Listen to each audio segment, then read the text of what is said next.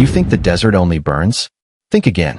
When the sun drops below the dunes, the same sand that scorched your feet at noon can freeze them by midnight. Temperatures plunge from plus 45 degrees Celsius to near zero in just a few hours. The shift is violent, unforgiving. One moment you're gasping for air in the heat. The next, you're curled up against a cold so sharp it feels like glass cutting through your clothes. And no insulation from the ground. No walls to trap warmth. No forests to block the wind. Just open sky, biting air, and the kind of cold that seeps into your bones and refuses to leave. The desert at night isn't just uncomfortable, it's lethal. Hypothermia can strike within hours. Your body loses heat faster than it can produce it. Your fingers go numb. Your thoughts slow. Your heartbeat becomes irregular. And if you're not prepared, the same desert that tried to cook you alive during the day will freeze you solid by dawn.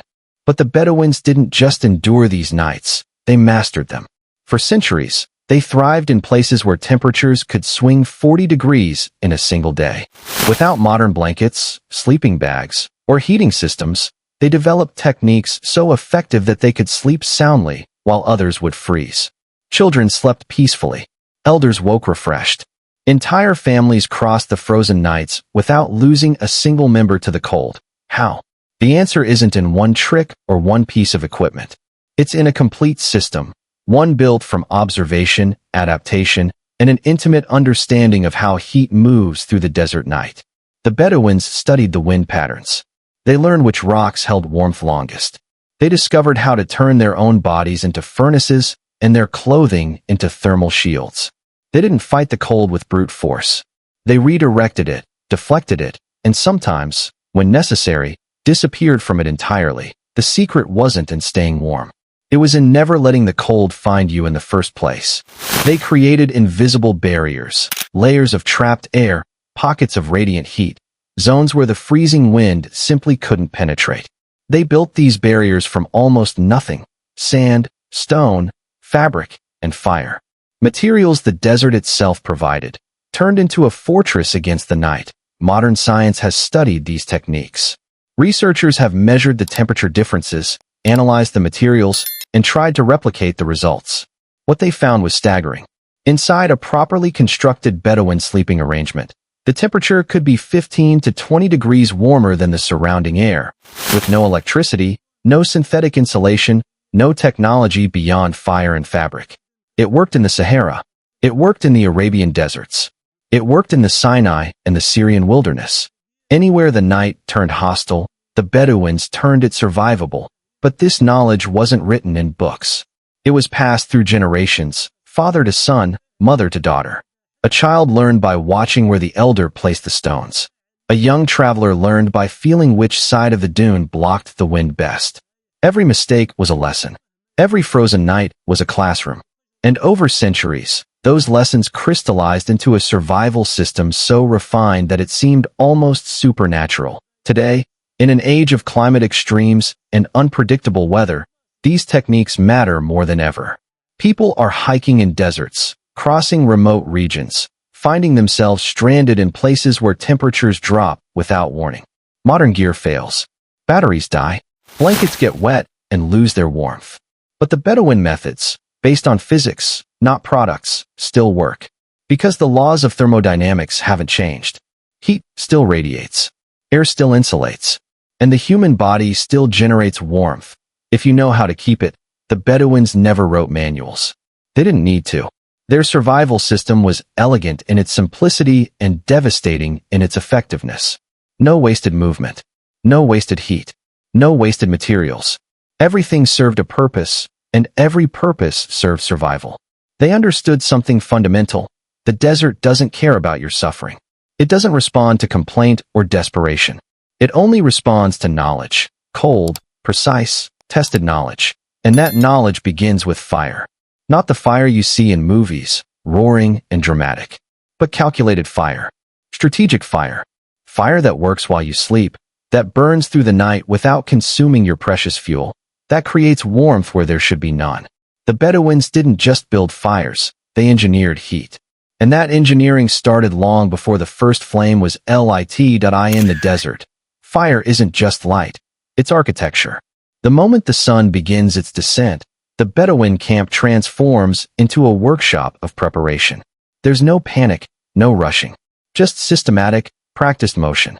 Because they know what's coming. They felt it. 1,000 times before, that first bite of cold air, that sudden shift when the temperature drops like a stone thrown from a cliff. The Bedouins never built one large bonfire. That would be wasteful, dangerous, and ineffective. A single big fire creates intense heat in one spot, while leaving everywhere else exposed to the cold. It burns through fuel too fast. It creates harsh, blinding light that ruins your night vision, leaving you vulnerable to anything approaching from the darkness. And when it dies completely, taking all warmth with it. Instead, they built small, controlled fires in specific patterns around their sleeping area. Multiple low flames, each burning slow and steady, radiating warmth from different angles. 3 to 5 fires, sometimes more depending on the size of the group. Each one carefully sized, carefully placed, carefully tended. It wasn't about creating heat, it was about distributing it. About building a thermal envelope that would last through the entire night without constant attention. The fuel was chosen with surgical precision. In most deserts, wood was scarce, sometimes non-existent. So they used what the desert provided in abundance, camel dung. Not fresh, but dried thoroughly in the sun for days until it became light, brittle, almost like compressed charcoal. This fuel had remarkable properties. It burned longer than wood, sometimes twice as long. It produced more consistent heat with less flame. And critically, when prepared correctly, it burned nearly smokeless. Fresh dung would suffocate a fire, create choking smoke, and waste oxygen. But sun-dried dung, aged for weeks, transformed into something else entirely. The Bedouins knew exactly when it was ready, by weight, by texture, by the sound it made when broken. They mixed it with dried brush, thorny desert plants, and sometimes the woody stems of dead shrubs. This combination created a fuel blend that caught quickly but burned slowly. The plant matter provided the initial flame. The dung sustained it. But even perfect fuel means nothing without perfect placement. This is where Bedouin fire engineering truly shined. They didn't build fires on flat ground that let wind scatter the heat uselessly into the night. Instead, they dug shallow pits for each fire, about 20 to 30 centimeters deep and roughly 40 centimeters across. Not so deep that oxygen couldn't reach the flames, but deep enough to create a protected combustion chamber. These pits served multiple purposes, each one critical. First, they blocked the wind. Desert winds at night can be relentless, coming in gusts that would extinguish an exposed flame in seconds. The pit walls deflected these gusts upward, keeping the fire zone calm and protected. Second, they directed heat. Instead of radiating in all directions, including uselessly upward into the empty sky, the pit focused thermal energy outward and slightly upward, toward the sleeping area. It was a natural reflector, a passive heat director that required no maintenance. Third, and perhaps most clever, the pit itself became part of the heating system. The sand and stone walls absorbed heat during the burning hours. Long after the flames diminished, those walls continued to radiate warmth, a thermal battery built into the earth itself. Some Bedouins would line these pits with flat stones to enhance this effect, creating what was essentially a primitive thermal mass heater. The arrangement of fires followed a precise geometry. They were positioned in a semicircle or shallow arc around the sleeping area, with the opening facing away from the prevailing wind direction. This created a barrier, not a physical one, but a thermal one. Cold wind hitting this arc would be met with rising warm air from multiple sources. The temperature gradient forced the cold air up and over the sleeping zone, while the warm air settled down into it. It was atmospheric judo, using the desert's own forces against itself. Spacing mattered enormously. Too close together, and the fires would compete for oxygen, burning inefficiently. Too far apart, and gaps would form in the thermal envelope, letting cold air penetrate. The ideal distance was about 2 to 3 meters between each fire pit, close enough for their heat zones to overlap, far enough for each to burn independently. The Bedouins could judge this spacing instinctively, without measurement, just by reading the air currents and feeling where warmth met cold. But the fire itself was only half the system. The real genius lay in the stones. Throughout the late afternoon, while the fires were being prepared, large rocks were being collected. Not just any rocks, specific ones. Sandstone was ideal, or any dense stone that could absorb heat without cracking. The Bedouins had learned the hard way which stones exploded when heated, usually those containing moisture pockets, and avoided them religiously. These stones, sometimes weighing 5 to 10 kilograms each, were placed directly into the heart of the fire pits. Not on top where they'd fall off, but embedded in the burning fuel, surrounded by flame and heat. For hours before sleep, these stones sat there, absorbing thermal energy. Their temperature climbed slowly, 50 degrees, 70, sometimes exceeding 100 degrees Celsius in the center. They became heat batteries, storing energy that would radiate for hours after the fire died. Just before settling down for the night, these stones were carefully extracted using sticks or wrapped in thick cloth. They were still dangerously hot, capable of causing severe burns if touched directly. So they were wrapped again in layers of wool or heavy fabric, creating a safe barrier that still allowed heat to escape gradually. Then they were positioned strategically around and within the sleeping area. One stone near the feet, where blood flow is poorest and cold strikes first. One near the lower back, radiating warmth toward the body's core. Sometimes one cradled against the chest, held loosely in wrapped arms. For families, larger stones were placed in the center of the sleeping cluster, shared by all. A single properly heated stone could provide meaningful warmth for 3 to 4 hours. 2 or 3 could carry a person through the coldest part of the night, that brutal window between 3 and 5 a.m. when temperatures hit their lowest point. The beauty of this system was its sustainability. As the night progressed and the fires burned down to coals, they could be easily rekindled with small additions of fuel. One person, taking a watch shift, could maintain all the fires with minimal effort. A handful of dried dung here, a small adjustment there. The stone rotation could continue too. As one stone cooled, it could be returned to the coals to recharge while another was retrieved. It was a cycle, elegant and efficient, that could theoretically continue indefinitely as long as fuel lasted.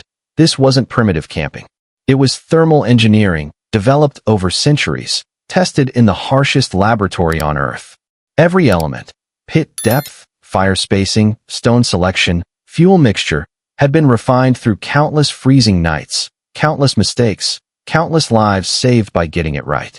The Bedouins didn't write equations or draw diagrams. They didn't need to. The desert was their textbook, and survival was their only grade. The fires provide external warmth, but in the desert night, that's only half the battle. The real challenge is keeping the heat your body produces from escaping into the frozen air. The human body is a furnace. At rest, it generates roughly 100 watts of heat, equivalent to a bright light bulb. That's enough to warm a small space if the heat stays trapped. But in open desert, with temperatures near freezing and wind cutting through fabric like it isn't there, that precious warmth can vanish in minutes. The Bedouins understood this deeply. Their survival didn't depend on generating more heat. It depended on losing less. They treated their bodies like delicate systems that needed precise insulation, careful positioning, and strategic protection. Every choice, from the fabric against their skin to the way they positioned themselves on the ground, was calculated to minimize heat loss. This wasn't comfort, it was physics made practical. Layer construction was everything, but not in the way most people think. Modern advice often says, add layers, as if more is always better. The Bedouins knew differently. It wasn't about quantity, it was about sequence, material, and the air gaps between. The principle was deceptively simple. Trap air, not heat. Air is one of nature's best insulators when it's still. Moving air, wind, is one of the worst heat thieves. So the entire clothing system was designed around one goal: create dead air space. The first layer, directly against the skin, was always wool. Never cotton, never linen, and certainly never bare skin exposed to fabric that could conduct cold. Wool has a structure unlike any other natural fiber. Under a microscope, each strand is covered in tiny scales that overlap like roof tiles. These scales trap air in microscopic pockets, thousands of them per square centimeter. Even when wool absorbs moisture from sweat, it continues to insulate because water gets trapped within the fiber structure rather than saturating the surface.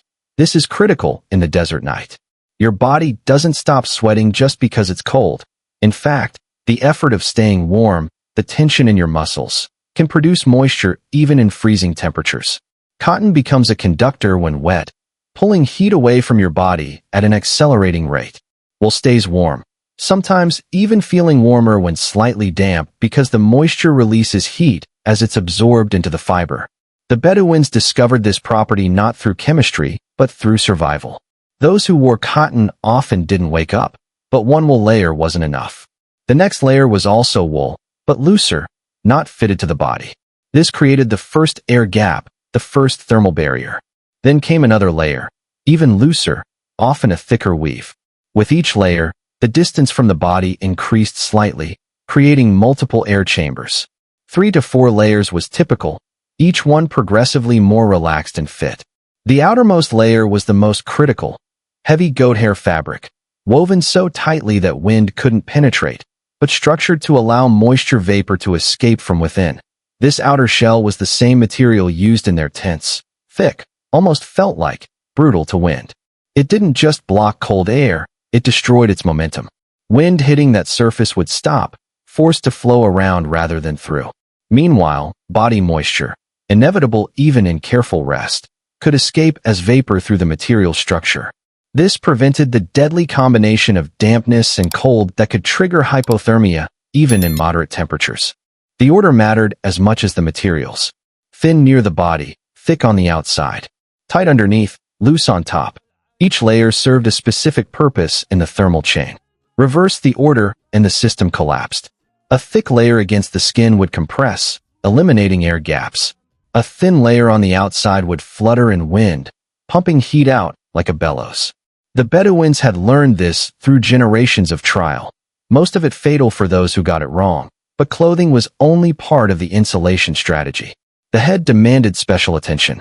Humans lose up to 40% of their body heat through the head and neck. The blood vessels there are numerous and close to the surface, evolved to cool the brain efficiently.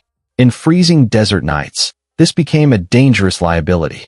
The Bedouins wrapped their heads thoroughly, layer upon layer of cloth, until only the eyes remained exposed. The keffiyeh, which protected from sun during the day, became a thermal shield at night. And they didn't stop at coverage. They created air chambers around the head too. The inner wrap was snug, but subsequent layers were progressively looser, building insulating gaps around the skull. The final outer wrap was thick and wind-resistant. This created something like a fabric helmet with built-in insulation, primitive but remarkably effective. Temperatures inside this head wrap could be 10 degrees warmer than the outside air. Yet all the clothing in the world meant nothing if you slept directly on frozen sand. The ground is a heat thief, relentless and patient. Sand and stone have high thermal mass, meaning they absorb heat readily and hold it. During the day, this works in your favor. At night, it works against you. The cold ground beneath will pull heat from your body through conduction, direct contact transfer, faster than the air above ever could. Lie down on desert sand at midnight, even fully clothed, and within 30 minutes you'll feel the cold creeping into your back, your hips, your shoulders. Within an hour, that cold reaches your core. The Bedouins created barriers, multiple layers between body and earth. First, they cleared the sleeping area of surface sand, getting down to firmer, slightly warmer subsurface material. Then they dug shallow depressions, each one custom-fitted to a person's body shape. Not deep trenches, just gentle hollows that would block wind at ground level and create a slight protective well.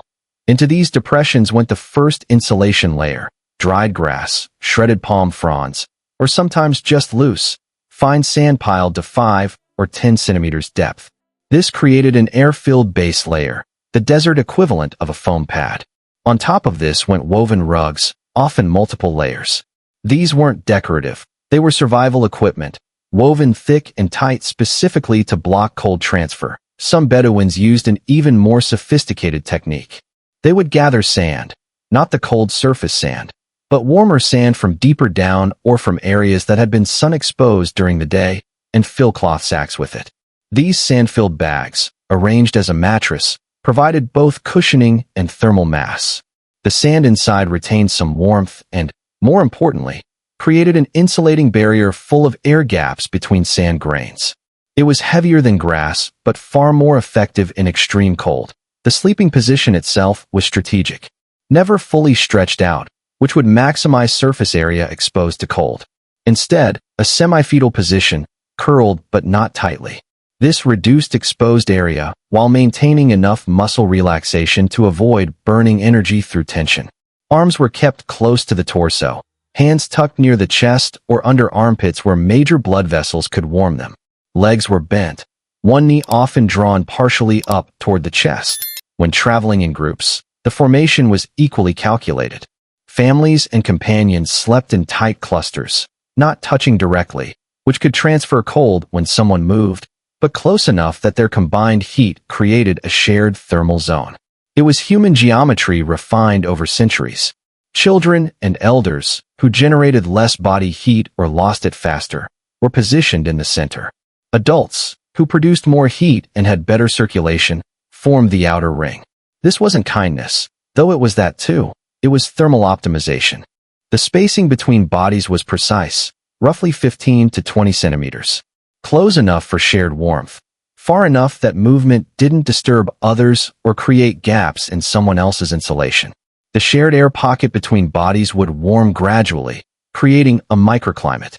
In a group of 5 or 6, the center temperature could be 8 to 10 degrees warmer than the surrounding air.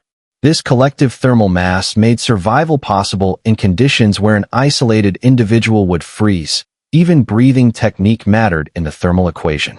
Cold air inhaled directly into the lungs would chill the body from within, every breath a small theft of core temperature. The Bedouins addressed this with the same cloth wrapping used for head insulation. A loose layer of fabric was positioned over the nose and mouth, not tight enough to restrict breathing, but sufficient to create a warming chamber. Each exhale released warm, moist air into this fabric pocket. The moisture would be partially absorbed by the wool fibers, releasing a tiny amount of heat in the process. The fabric itself would warm slightly. Then, when inhaling, the incoming cold air passed through this pre-warmed fabric, arriving at the lungs several degrees warmer than ambient temperature. It was a respiratory heat exchanger, crude but effective. Over the course of a night, this could save a significant amount of body heat, and more importantly, prevent the gradual core cooling that led to hypothermia. The hands and feet received special attention. These extremities, far from the heart with relatively poor circulation, were always the first to suffer. Cold feet could wake you repeatedly, breaking the rest your body desperately needed. Cold hands could become useless, unable to tend to fire or adjust clothing if conditions worsened. The Bedouins wrapped their feet in multiple layers of cloth before inserting them into the folds of their outer robes. Some would place small heated stones, carefully wrapped, near their feet, providing hours of radiant warmth. Hands were often tucked into opposite armpits or wrapped together near the chest. Never left exposed, never extended out from the body's core. In extreme cold, they would create hand pockets in their inner layers, small fabric pouches where hands could rest, surrounded by trapped air and close to the body's warmth. This wasn't just comfort, it was maintaining function. In the desert, loss of hand dexterity could mean inability to perform critical tasks. That could mean death, but perhaps the most sophisticated element of Bedouin thermal management was their understanding of moisture. Sweat was the enemy, even in freezing temperatures. When you're cold, the instinct is to tense up, to shiver, to move to generate heat. All of these create moisture, and moisture, trapped in clothing, becomes a conductor. It creates a pathway for heat to escape and for cold to penetrate. The Bedouins trained themselves in stillness. Not the forced immobility of someone trying to stay quiet, but a deep, practiced relaxation. Muscles loose, breathing slow and controlled, body in a state of minimal energy expenditure. This calm state generated steady heat without waste, without moisture, without the energy burn of shivering. It was physiological discipline, the body as a controlled system rather than a reactive one that they understood that panic was thermal poison. Anxiety increases heart rate, quickens breathing, triggers microtensions in muscles throughout the body. All of this burns energy and produces sweat. In moderate cold, you might survive this. In desert night temperatures, it could tip the balance from survival to hypothermia. So they cultivated calm not as a philosophy, but as a survival technology. The quiet mind kept the body efficient. The body efficient kept the heat trapped. The heat trapped kept them alive. The Bedouins never fought the night. They synchronized with it. Desert cold doesn't arrive uniformly. It has a rhythm, a pattern as predictable as the sunrise. Understanding this rhythm meant the difference between preparation and panic, between rest and hypothermia.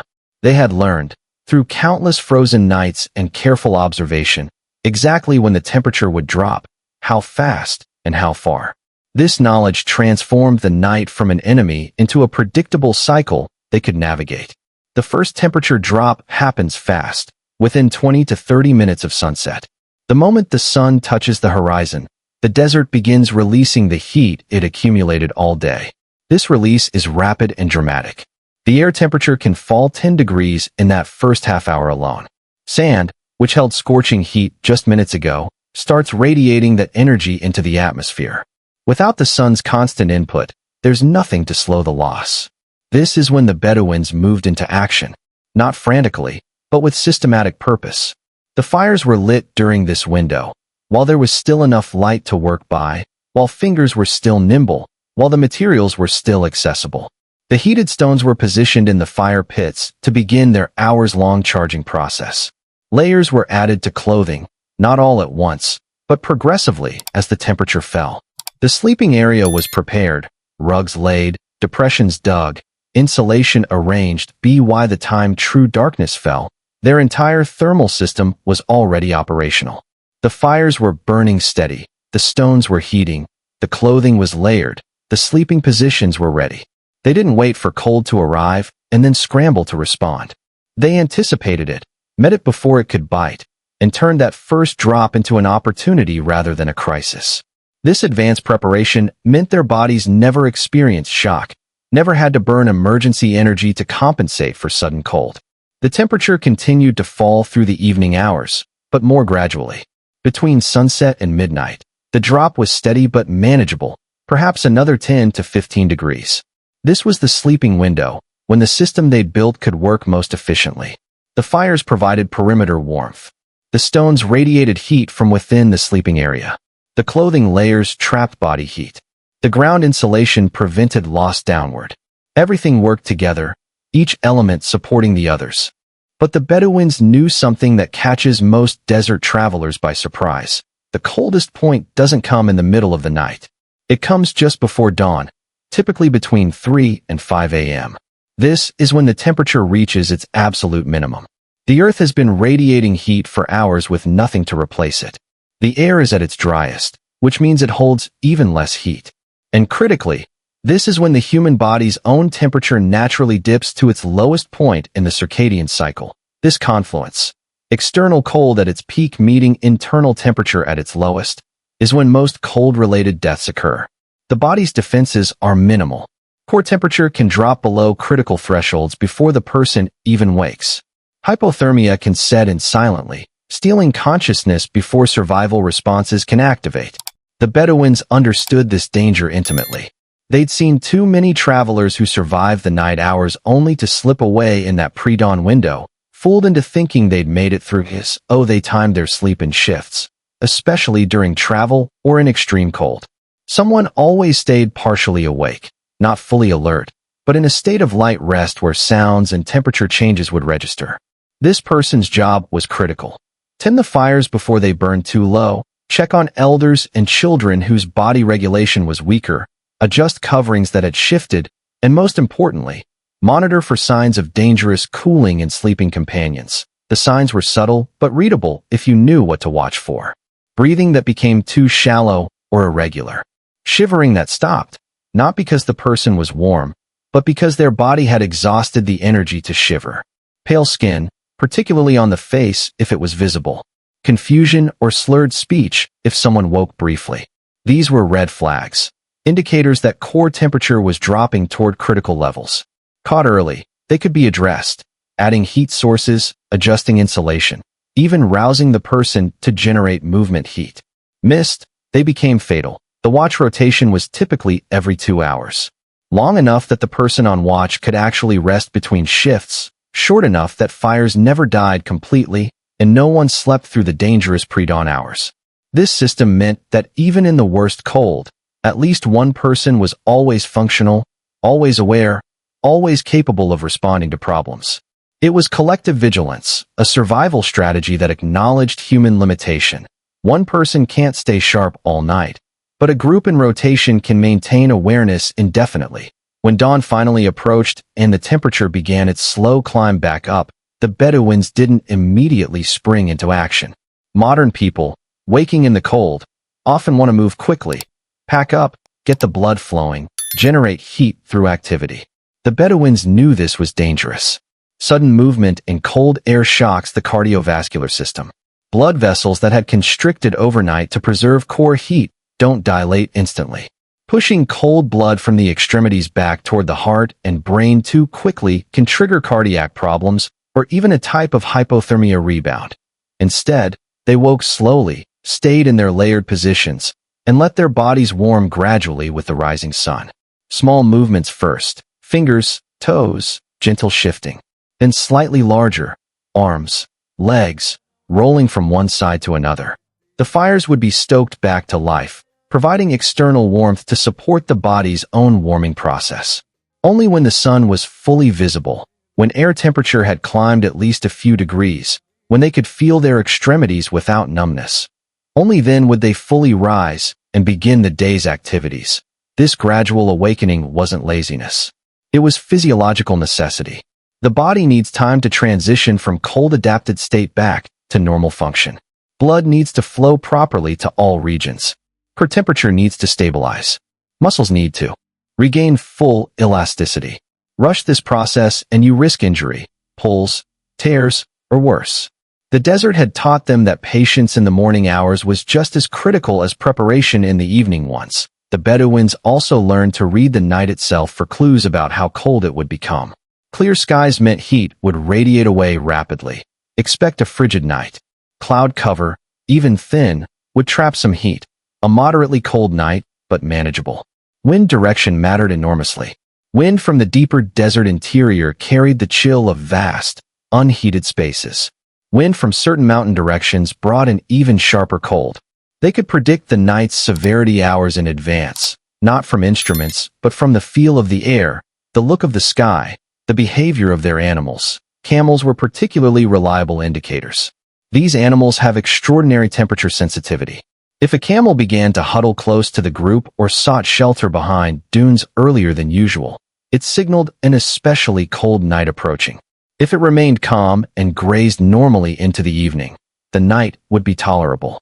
The Bedouins watched these signs constantly, adjusting their preparations based on what the environment was telling them. They also adapted their entire travel schedule around temperature cycles. In winter months, when nights were coldest, they would travel primarily in the afternoon and early evening, using the day's accumulated heat to stay warm during movement, then stopping to prepare camp before the temperature plummeted. In transitional seasons, they might travel through the night, using movement to generate body heat, stopping only in the pre-dawn hours when cold peaked and rest became essential. But perhaps their most valuable knowledge was knowing when not to travel at all. Some nights, the combination of factors, extreme cold forecast, low fuel supplies, weak group members, or hostile weather patterns, made movement suicidal. On these nights, they stayed put, built the best thermal system they could, and simply waited it out. There was no shame in this, no sense of failure. The desert respected patience, not bravado. Those who pushed on when they should have stopped rarely survived to tell the story. The Bedouin approach to cold wasn't about conquest. It was about coexistence. They didn't try to make the desert night comfortable. They accepted its harshness and worked within it. Every technique, every material choice, every timing decision was rooted in one fundamental understanding. Nature doesn't care about your survival. It operates on indifferent physical laws. Heat radiates. Air conducts. Bodies lose warmth. Fighting these laws was futile. Aligning with them, using them, even exploiting them, that was survival. In a place where the temperature could swing from deadly heat to deadly cold in a single rotation of the earth, the Bedouins didn't survive through strength or technology. They survived through knowledge. Knowledge passed down through generations, tested in the harshest laboratory imaginable, refined until every element was essential. They turned sand into insulation, stone into heaters, fabric into shields, and fire into architecture. They transformed their own bodies into efficient thermal systems and their groups into collective furnaces. The desert gives nothing. It offers no mercy, no second chances, no forgiveness for mistakes. But it also hides nothing. Its rules are visible to anyone willing to watch, to learn, to adapt. The Bedouins watched. They learned. And they adapted so completely that they turned one of Earth's most hostile environments into home. They mastered the freezing nights not by defeating the cold, but by becoming invisible to it, wrapping themselves in layers of physics and practice until the desert night, for all its fury, simply couldn't find them.